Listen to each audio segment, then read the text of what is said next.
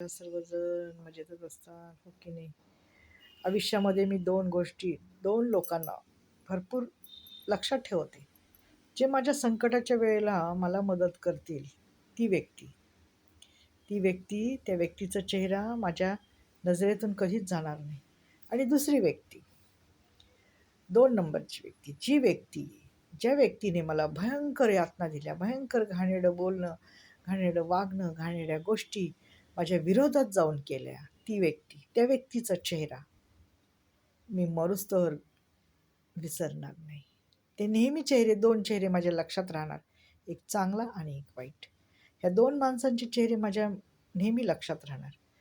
जो केव्हा किती दिवस लक्षात राहणार माहिती आहे, किती काळ लक्षात राहणार, किती वर्ष, जोपर्यंत मी मातीला माती मिळत नाही ना, तोपर्यंत एवढे माझ्या लक्षात राहणार. आणि त्यांनी केलेल्या वाईट गोष्टीचा मी हिशोब घेणार नाही, घेणारा वरचा आहे. तो कसा हिशोब घेईल हे त्याला पण कळणार नाही आणि आम्हाला पण कळणार नाही. तर त्यामुळं हे 2 चेहरे माझ्या कायम लक्षात राहणार, चांगले आणि वाईट. हे माझ्या मरुस्तवर लक्षात राहणार की ही व्यक्ती चांगली, ही व्यक्ती वाईट. एवढं मात्र खरं आहे.